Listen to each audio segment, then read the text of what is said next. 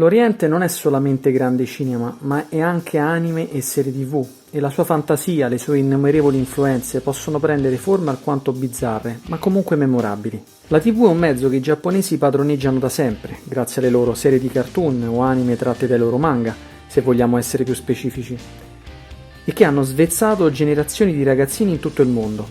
In un contesto simile, il connubio tra finzione e live action, tra la serialità tipica dei manga, dove schiere di lettori potevano seguire le avventure dei propri beniamini, e la successiva incarnazione vivente nel formato delle serie TV, era alquanto scontata.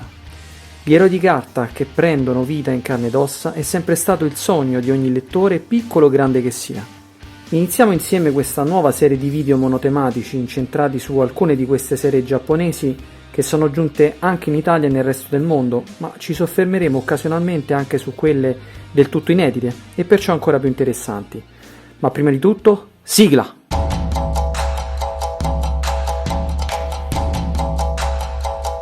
Le serie tokusatsu, letteralmente effetti speciali, erano sostanzialmente un contenitore incredibile di storie fantastiche che contenevano i generi più conosciuti: fantasy, horror, fantascienza, mostri. Partendo da questo si diramava a sua volta in varie serie TV a tema specifico: Kamen Rider, Ultraman, Megaloman. Sono tanti i personaggi che sono stati creati, alcuni tratti dai manga oppure concepiti direttamente da artisti e disegnatori molto noti proprio per la TV. Ulteriori diramazioni, o per meglio dire franchise, sviluppati grazie a questo enorme contenitore, potevano essere le serie Super Sentai, ovvero squadre di eroi colorati che in Occidente possiamo appena intravedere grazie alla versione americana dei Power Ranger, e i Metal Heroes. Questo filone in particolare è quello che ci interessa per introdurre la serie e i personaggi di cui parleremo oggi.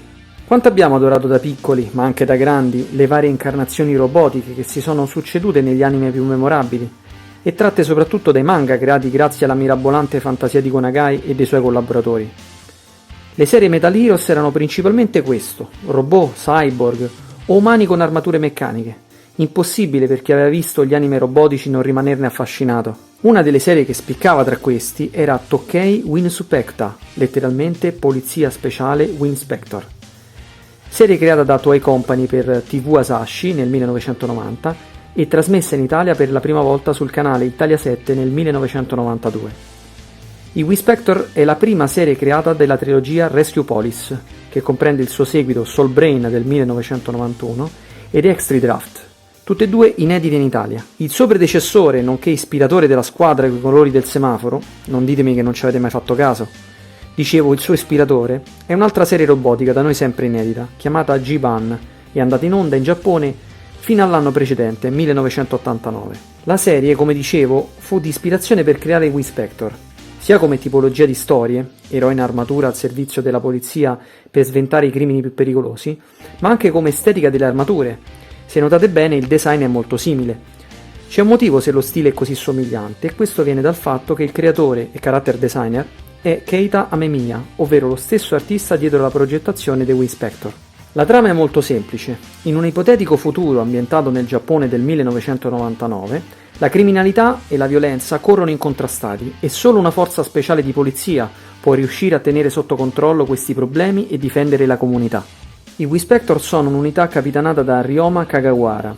Quando in una serie qualunque un personaggio si chiama Ryo o Ryoma, potete stare sicuri che sarà il protagonista. Dicevamo, Ryoma Kagawara è un sovrintendente di polizia che indossa un'armatura speciale da combattimento e guida i Winspector insieme all'aiuto di due cyborg, Michael e Walter. I due cyborg sono fratelli gemelli e insieme costituiscono il cuore dello show. Sono vivaci e amanti della vita e dei bambini, mentre Ryoma è il leader indiscusso e la mente umana che li coordina in battaglia. L'arsenale che i tre eroi hanno a disposizione è molto variegato e soprattutto caratterizzato in base alla tipologia del personaggio. Spade elettroniche, spade laser, fucili enormi, ali che diventano uno scudo, pistole fighissime stile Robocop, zaini per spegnere incendi e un badge elettronico molto speciale. Non potevano mancare i veicoli a disposizione: una moto bianca guidata da Michael, anche se lui aveva anche una ruota sul petto per intervenire all'occorrenza in maniera più tempestiva, e per finire la splendida Camaro trasformabile, che cambiava design al momento della trasformazione di Ryoma e che ricorda l'auto trasformabile dell'Uomo Tigre II, quando si trasformava in corsa prima di un combattimento. Non si è mai capito il motivo per cui anche la sua macchina dovesse cambiare, magari per farsi strada nel traffico e per far pensare agli altri automobilisti: guardate, c'è l'uomo tigre che sta andando ad un incontro, facciamolo passare. Boh, vabbè. La peculiarità dei Wispector, se dovessimo fare un parallelismo, ricordano i 3 protagonisti del cartone animato Centurions, serie americana formata da 65 episodi andati in onda nel 1986. I 3 protagonisti di quella serie, che erano 3 elementi proprio come Wispector, e chiamati gli uomini macchina, erano 3 militari molto particolari che con delle tute bioniche da combattimento fronteggiavano il malefico Dr. Terror. Il loro design fu sviluppato niente meno che da 2 grandi nomi del mondo del fumetto americano, Jack Kirby e Gil Kane. Ma ora un po' di musica.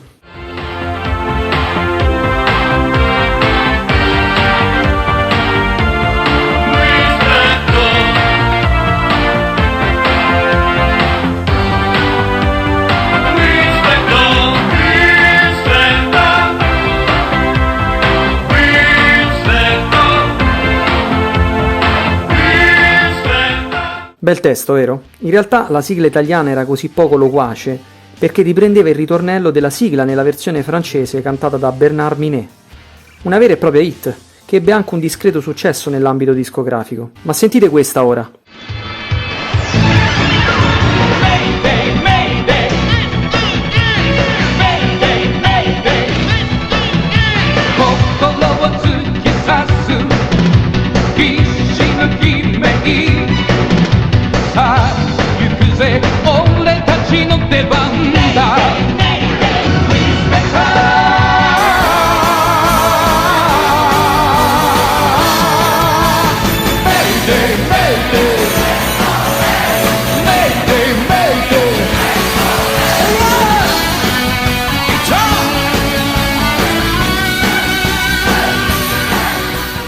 La sigla originale giapponese cantata da Takayuki Miyauchi aveva una carica pazzesca e ancora oggi viene cantata e ricordata durante i famosi concerti giapponesi dedicati ad anime e alle serie tokusatsu.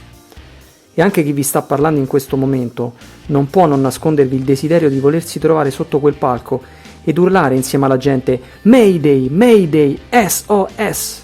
Abbasso la voce altrimenti mia moglie chiede il divorzio.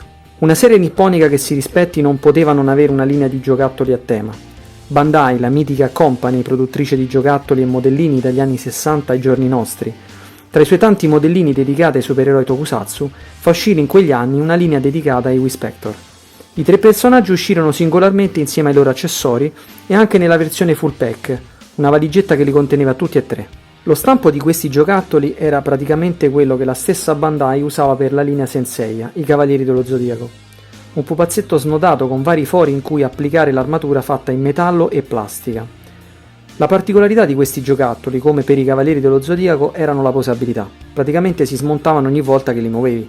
Sempre nella stessa linea era inclusa la mitica auto dei Wispector e la moto bianca.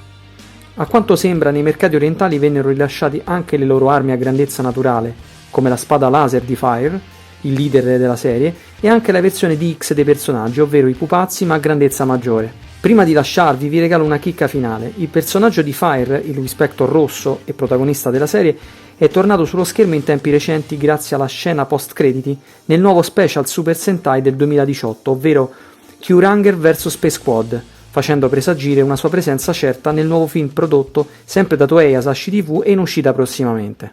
Grazie di aver visto questo video, spero in futuro di accompagnarvi ancora in un viaggio descrittivo delle serie, dei film che hanno caratterizzato la nostra infanzia e che magari molti di noi non ricordano più. Voi sostenetemi iscrivendovi al canale se non l'avete ancora fatto, attivate anche la campanellina rossa che vi anticipa di ogni mio video che ho inserito. Se questo video in particolare vi è piaciuto particolarmente potreste condividerlo, parlatene a qualche amico che magari è appassionato di cultura orientale e fateglielo vedere e magari fatelo anche iscrivere in modo da aumentare anche la comunità di questo canale. Ci vediamo alla prossima, bye bye!